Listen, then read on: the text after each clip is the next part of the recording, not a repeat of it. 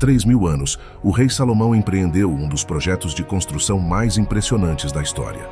Um templo tão monumental que seu valor em ouro e materiais superava o das construções mais caras da atualidade, como a Estação Espacial Internacional ou os arranha-céus mais altos. Este templo, quase inteiramente revestido de ouro, era tão deslumbrante que a luz refletida por suas paredes podia cegar a quilômetros de distância. Mas o que poucos sabem é que a construção deste santuário quase levou à ruína o reino de Salomão. E o mais incrível, o processo de construção foi realizado em completo silêncio, algo que os engenheiros modernos ainda não conseguem explicar completamente. Esta é a história oculta do Templo de Salomão, uma obra de fé, ambição e sacrifício que perdura na memória histórica até os dias de hoje. Para compreender a magnitude do desafio enfrentado por Salomão, é essencial conhecer o legado de seu pai, o rei Davi, e as origens da visão que motivou a construção do Templo de Salomão. Por mais de 400 anos, a presença de Deus entre os israelitas residiu em um lugar portátil e temporário, o tabernáculo. Essa tenda sagrada havia sido construída durante o Êxodo, projetada para acompanhar um povo nômade que não tinha um lar permanente. Era um símbolo da relação entre o povo de Israel e seu Deus, mas também uma lembrança de sua vida em constante movimento, sem nunca se estabelecerem permanentemente. Contudo, por volta de 1000 a.C., a situação de Israel havia mudado. Não era mais um povo nômade, mas uma nação consolidada sob a liderança de Davi. O rei Davi, após unir as tribos israelitas e conquistar Jerusalém, estabeleceu a capital de seu império naquela cidade. Em seu coração, Davi acalentava um sonho: construir um templo permanente para abrigar a presença de Deus, um santuário que representasse a estabilidade de seu reino e a grandeza de seu Deus. Mas Deus, numa reviravolta surpreendente, disse que não seria Davi quem o construiria, mas sim seu filho Salomão. No livro de 2 Samuel, Deus explica a Davi que ele não seria escolhido para construir o templo porque havia derramado muito sangue em suas batalhas. Davi era um homem de guerra, um líder que lutou e conquistou para garantir o futuro de Israel. Mas o templo, a morada da presença divina, deveria ser construído por um homem de paz, alguém imaculado pela violência. Assim, Salomão, cujo nome vem da palavra hebraica Shalom, que significa paz, foi escolhido para realizar essa tarefa. Davi não apenas deixou um mandato para seu filho, mas também um impressionante legado econômico. Ao longo de seu reinado, ele acumulou riquezas em ouro, prata, pedras preciosas e tributos de nações conquistadas. Em sua velhice, Davi dedicou toda essa fortuna à construção do templo, mesmo sabendo que jamais veria seu sonho realizado.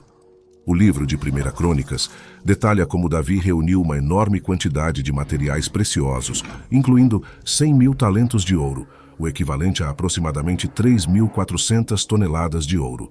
Essa quantia, se avaliada aos preços atuais, ultrapassaria 500 bilhões de dólares americanos, somente em ouro. Mas, apesar de possuir os recursos necessários, Salomão ainda enfrentava obstáculos colossais. Onde ele obteria a madeira necessária para construir um templo de tamanha magnitude? Israel era uma nação agrícola, mas não possuía a infraestrutura para produzir madeira da qualidade exigida, como o cedro do Líbano, material essencial para o templo. Para solucionar esse problema, Salomão enviou embaixadores ao rei Irão de Tiro, no atual Líbano, solicitando sua ajuda. Irão, um rei mercador e especialista em navegação no Mediterrâneo, aceitou a proposta, mas não sem condições. O acordo incluía uma série de pagamentos anuais, como 20.000 cors de trigo e 20.000 baths de azeite, em troca do fornecimento de madeira de cedro e cipreste e da participação de seus artesãos mais experientes. Este acordo foi o primeiro passo no que se tornaria uma colaboração entre duas grandes potências do mundo antigo, o Reino de Israel e o Reino Fenício de Tiro. No entanto, obter a madeira não era suficiente. Salomão também precisava reunir um exército de trabalhadores para realizar a construção. No total, ele mobilizou 183.000 pessoas, um número impressionante considerando que a população total de Israel naquela época era de 1 a 2 milhões. Essa força de trabalho incluía não apenas trabalhadores israelitas, mas também estrangeiros, descendentes dos povos cananeus que haviam sido conquistados por Davi e que agora trabalhavam sob um sistema de servidão. A divisão do trabalho era clara. 30.000 israelitas eram responsáveis pela extração de madeira no Líbano, enquanto 80.000 cortadores de pedra e 70.000 carregadores trabalhavam na pedreira e transportavam os materiais para Jerusalém. Apesar da magnitude dessa empreitada, havia um aspecto ainda mais misterioso e singular na construção do templo. Segundo o relato bíblico, durante os 7 anos de construção, não se ouviu um único martelo ou cinzel no local. Esse silêncio absoluto é um dos aspectos mais fascinantes da história do Templo de Salomão. Como um projeto de tal escala pôde ser realizado sem o uso de ferramentas de metal no canteiro de obras? A resposta tem uma profunda base teológica. Na mentalidade dos antigos israelitas, o ferro era associado à guerra, ao conflito e ao derramamento de sangue. O templo, sendo a morada de Deus, deveria ser construído em paz e santidade. Portanto, Salomão impôs a regra de que nenhuma ferramenta de ferro seria usada no local sagrado. A solução para esse desafio foi um método engenhoso de pré-fabricação. Cada pedra para o templo foi cortada na pedreira, longe do local da construção, e transportada para Jerusalém pronta para ser assentada. Dessa forma, as pedras se encaixavam perfeitamente, sem a necessidade de ajustes no local. Esse nível de precisão é surpreendente, considerando que ferramentas de medição modernas e tecnologia avançada para alcançar a exatidão necessária não existiam naquela época. Mas a tarefa não terminou com o corte das pedras e a coleta da madeira. Todo esse material também precisava ser transportado através de montanhas, vales e desertos. Jerusalém estava localizada a 800 metros acima do nível do mar, e para chegar lá, os troncos de cedro e as enormes pedras tiveram que ser carregados por um terreno difícil e íngreme, sem guindastes, sem máquinas pesadas, apenas com cordas e esforço humano. Imagine o esforço de 183.000 pessoas trabalhando juntas para transportar toneladas de materiais por estradas rochosas, sem o conforto e as ferramentas da era moderna. Ao longo desses anos, Salomão não só enfrentou desafios logísticos e materiais, como também teve que lidar com os problemas internos do seu próprio reino. A construção do templo exigiu grandes sacrifícios dos trabalhadores, e as condições de vida dos trabalhadores forçados eram precárias. Apesar da promessa de paz e prosperidade que o templo representava, o fardo da construção deixou cicatrizes na sociedade israelita, semeando ressentimento entre os trabalhadores. Isso teria repercussões políticas significativas para o futuro do reino. A construção do Templo de Salomão tornou-se um dos projetos mais colossais e extraordinários da história antiga. A empreitada representou não apenas a construção de um templo físico, mas também um profundo ato de fé, visão e sacrifício para Salomão e seu povo.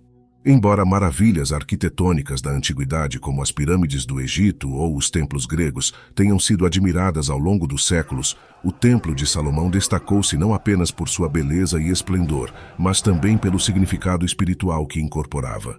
A magnitude da tarefa era tal que Salomão não só teve de enfrentar desafios logísticos e materiais monumentais, como também as complexidades políticas e sociais envolvidas na gestão de uma força de trabalho massiva.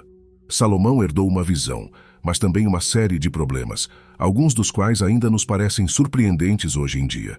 Apesar de dispor de vastos recursos, Salomão não teria conseguido construir um templo de tal magnitude sem um exército de trabalhadores. O Templo de Salomão foi erguido graças aos esforços de 183.000 pessoas. Num país com uma população entre 1 e 2 milhões de habitantes, isso representou a mobilização de quase 10% da população. Os 30.000 israelitas enviados às montanhas do Líbano para cortar o cedro de melhor qualidade eram apenas uma fração do total. A eles juntaram-se 80.000 pedreiros e 70.000 transportadores, na sua maioria trabalhadores estrangeiros, descendentes dos povos cananeus que tinham sido conquistados por Davi anos antes. Embora os israelitas trabalhassem em condições relativamente mais favoráveis, com turnos de trabalho rotativos, muitos dos trabalhadores estrangeiros eram submetidos a um sistema de servidão forçada, conhecido na Bíblia como Maás, ou trabalho forçado. Esses trabalhadores não só tinham que suportar duras condições de trabalho, como também eram submetidos a trabalho constante e ininterrupto, trabalhando em pedreiras ou transportando toneladas de materiais de construção sem qualquer rotação de turnos. Esse tratamento desigual gerou ressentimento e, mais tarde, divisão dentro do reino, quando as tribos do norte começaram a exigir alívio do fardo imposto a elas por Salomão. Um dos aspectos mais impressionantes do templo foi o incrível custo material de sua construção. Davi, sabendo que não viveria para vê-lo concluído, acumulou uma fortuna impressionante com os tributos recebidos das nações conquistadas e as riquezas obtidas com suas vitórias. Em 1 Crônicas 22, é relatado como Davi reuniu a impressionante quantidade de 100.000 talentos de ouro, 1 milhão de talentos de prata e outros recursos como bronze, ferro e pedras preciosas. Para se ter uma ideia, um talento pesa aproximadamente 34 quilos, o que significa que somente em ouro, Davi acumulou cerca de 3.400 toneladas. O valor dessa quantia hoje seria de quase 500 bilhões de dólares. A enorme quantidade de ouro, prata e materiais preciosos que Davi deixou para seu filho para a construção do templo era muito maior do que qualquer orçamento de construção contemporâneo. Além de suas riquezas acumuladas, Salomão também teve que forjar acordos diplomáticos cruciais para obter os materiais necessários. Um dos recursos mais importantes para a construção era o cedro do Líbano, um tipo de madeira durável e aromática, ideal para construir uma estrutura que duraria séculos. Para adquiri-lo, Salomão estabeleceu uma aliança com o rei Hirão de Tiro, no atual Líbano. Em troca de grandes quantidades de trigo e azeite, Hirão concordou em enviar a Salomão não apenas a madeira, mas também os artesãos mais habilidosos de seu reino, capazes de trabalhar metais e madeira com grande destreza. Um dos aspectos mais singulares e misteriosos da construção do templo foi a ordem de Salomão para que não se utilizassem martelos nem cinzéis no local da obra. A razão por trás dessa ordem não era meramente prática, mas teológica. No pensamento dos antigos israelitas, o ferro era associado a armas e guerra, e um lugar tão sagrado não deveria ser construído com ferramentas que simbolizassem violência e derramamento de sangue. Nesse sentido, Salomão buscava um lugar de paz, um espaço onde a presença de Deus pudesse habitar sem ser contaminada por conflitos humanos. Assim, o processo de construção do templo se desenrolou em completo segredo. As pedras eram cortadas e preparadas em pedreiras a quilômetros de distância do local da construção e transportadas para Jerusalém apenas para serem montadas. As enormes pedras, pesando toneladas, encaixavam-se perfeitamente sem qualquer ajuste adicional. Era como um gigantesco quebra-cabeça em que cada peça se encaixava com uma precisão impressionante, apesar da falta de tecnologia avançada. Essa técnica de pré-fabricação é considerada por muitos como uma das mais impressionantes do mundo antigo. A qualidade dos materiais não era o único aspecto impressionante da construção do templo. A habilidade dos artesãos que trabalharam nele era igualmente extraordinária. Huram-Abi, o artesão-chefe enviado pelo rei Hiram, era um homem de grande talento. Sua destreza no trabalho com metais, madeira e pedra permitiu a criação de detalhes intrincados e ornamentação elaborada que adornavam o templo. Colunas de bronze, candelabros de ouro, portas com painéis de cedro e, é claro, os querubins de ouro que ladeavam o Santo dos Santos. Tudo foi projetado com um nível de detalhe que refletia a majestade e a grandeza de Deus. Sob a direção de Huram-Abi, os artesãos não apenas construíram os elementos estruturais, mas também criaram os objetos sagrados a serem usados nos rituais do templo. A Arca da Aliança, contendo as tábuas da lei entregues a Moisés, foi colocada no Santo dos Santos, o lugar mais sagrado do templo. As decorações não eram apenas belas, mas também imbuídas de profundo significado, com cada símbolo e forma servindo a um propósito espiritual específico. O Templo de Salomão não era apenas uma maravilha arquitetônica, mas também a morada da presença de Deus na terra. O dia de sua dedicação foi um dos eventos mais importantes da história de Israel. Após 7 anos de árduo trabalho, o templo foi finalmente concluído. Naquele dia, a presença de Deus desceu de maneira espetacular. De acordo com o relato bíblico em 2 Crônicas 5, quando os sacerdotes trouxeram a Arca da Aliança para o templo, a glória de Deus preencheu o lugar na forma de uma nuvem tão densa que os sacerdotes não puderam continuar seu serviço. A glória de Deus, conhecida como Shekinah, preencheu o templo de forma tangível, uma manifestação divina que confirmou que o templo não era apenas um edifício, mas a morada de Deus na terra. Salomão, com humildade e reverência, ofereceu uma oração de dedicação, na qual reconheceu a grandeza de Deus. Os céus, mesmo os mais altos céus, não podem conter-te, quanto menos esta casa que eu construí. 1 Reis 8:27. Com essas palavras, Salomão expressou sua admiração pela glória de Deus e sua certeza de que, embora o templo fosse um lugar digno de sua presença, Deus ainda era maior do que qualquer construção feita por mãos humanas. Apesar de sua grandiosidade e profundo impacto espiritual, a construção do Templo de Salomão teve um custo humano e político.